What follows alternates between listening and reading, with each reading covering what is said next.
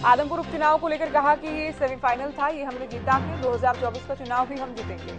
BJP की जीत का दावा किया गया कि गुर्जर की ओर से निश्चित तौर पर 2024 में बीजेपी सरकार बनाएगी। चुनाव में सरकारी तंत्र के दुरुपयोग के आरोपों को लेकर विपक्ष पर पलटवार किया गया है। आदमपुर में बहुत सारे विकास कार्य 2 साल में करवाए जाएंगे, ये दावा भी उनकी ओर से किया गया।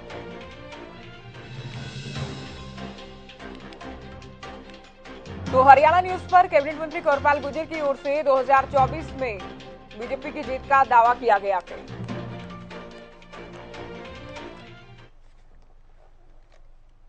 उपचुनाव की जीत समेत तमाम मुद्दों पर बातचीत करेंगे। मेरे साथ शिक्षा मंत्री कंवरपाल गुर्जर साहब मौजूद हैं।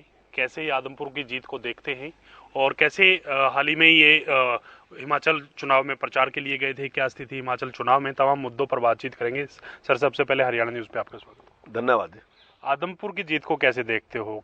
क्योंकि लगातार ये कहा जा रहा था कि बीजेपी बैकफुट पे आ रही है। शुरुआती दौर में अगर प्रचार की बात की जाए तो भूपेंद्र सिंह हुड्डा और दीपेंद्र सिंह हुड्डा अच्छा प्रचार कर रहे थे, उसके बावजूद आप इतनी मार्जिन से जीत पाए।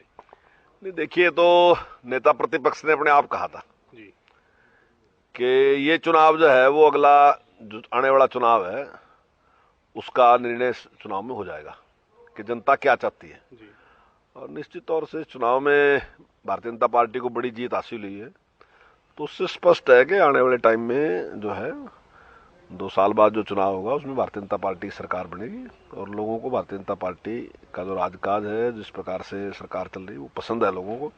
वो उन्होंने आदमपुर के चुनाव में सिद्ध कर दिया। एक कहीं ना कहीं विपक्ष की तरफ से ये आरोप भी लगाया जा रहा है कि सरकारी तंत्र का दुरुपयोग जो है वो किया गया है चुनाव में। कुछ एक नेताओं को, कुछ एक लोगों को आपकी तरफ से सिक्योरिटी दी गई जिन्होंने पूरा इलेक्शन प्रभावित किया गया, इस प्रकार के आरोप लग रहे हैं। देखिए, इलेक्शन से पहले तो किसी ने नहीं इस प्रकार का आरोप लगाया। इलेक्शन नहीं, गिनती से पहले भी किसी ने आरोप लगाया, कहीं कहा भी नहीं इस प्रकार का, कोई कंप्लेंट भी नहीं की चुनाव आयोग को इस प्रकार की कि सरकारी तंत्र का कोई दुरुपयोग। ना ही सरकारी तंत्र का कोई दुरुपयोग हुआ। ये तो ऐसे ही है, खिसियानी बिल्ली खंबा नोचे, क्योंकि चुनाव हार गए। अब कुछ ना कुछ तो आरोप लगाना ही था, तो इसलिए आरोप लगा दिया। कौन से ऐसे मुद्दे रहेंगे? क्योंकि देखिए सर, लगातार ये कहा जा रहा था कि 26 साल बाद जो है आदमपुर सत्ता में वापसी करने जा रहा है। अब सत्ता में वापसी की है, भव्य बिश्नोई आपके पार्टी से विधायक चुने गए हैं, तो कौन से ऐसे काम हैं जो प्राथमिकता के तौर पर आप लोग वहां कराने जा रहे हैं?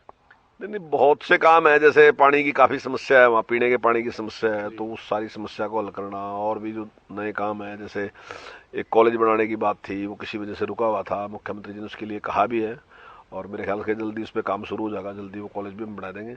और भी ऐसे बहुत से काम डेवलपमेंट के हैं जो होने, तो निश्चित तौर से वो काम इन 2 साल में कंप्लीट करेंगे। एक चर्चा ये भी चल रही है सर, आदमपुर इलेक्शन के बाद जैसे ही रिजल्ट आया तो एक गांव में स्कूलों को लेकर धरना दिया जा रहा था। उस धरना स्थल का जो टेंट है वो जला दिया गया किसी लोगों के द्वारा। आपके संज्ञान में ये मामला है सर?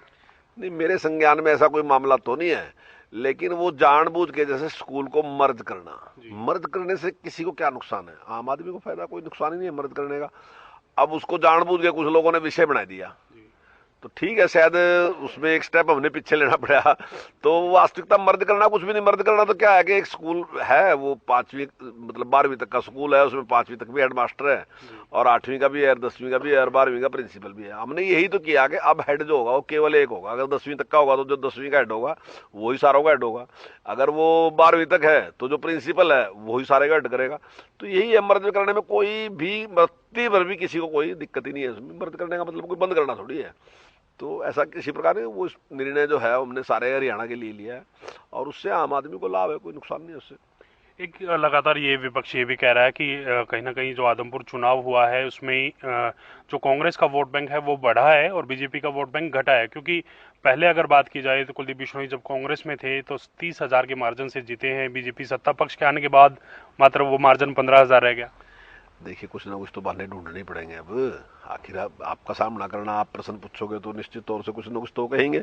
लेकिन इतनी बड़ी जीत जो भारतीय जनता पार्टी ने हासिल की है और इतने टाइम से आप देख रहे थे जो दावे कर रहे थे, वो सारे के सारे मीडिया के पास हैं। जो दावे कांग्रेस पार्टी के जो बड़े लीडर हैं सब ने किए थे, लेकिन उनकी सारों की हवा निकाल दी जनता ने। जनता ने जिस प्रकार से भारतीय जनता पार्टी को पसंद किया और उसको वोट दिया, तो निश्चित तौर से ये पूरे हरियाणा में ऐसे ही होने वाला है। एक कांग्रेस में आजकल बयानबाजी खूब हो रही है, एक दूसरे को कोसा जा रहा है।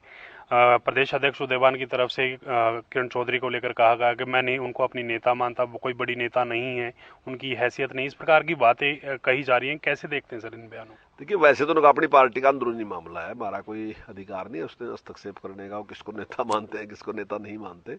लेकिन अगर वो ये कहते हैं कि किरण चौधरी बड़ी नेता नहीं है, तो फिर तो उन्हें अपने हाईकमान से पूछना चाहिए ना। पिछली बार तो ग्रुप लीडर उनकी वही थी, तो इसका मतलब उन्होंने जब उसको ग्रुप लीडर पिछली बार बनाया तो निश्चित तौर से हाईकमान का फैसला होगा। और मतलब फिर इतने छोटे आदमी को ग्रुप लीडर क्यों बनाया था जिसको कोई लीडर ही ना मानता हो, तो ये तो उनका अपना अंदरूनी मामला है। हिमाचल के दौरे पे आप रहे हैं, 3 दिन आप हिमाचल लगा के आए हैं, कैसा रिस्पांस आपको मिल रहा है हिमाचल में?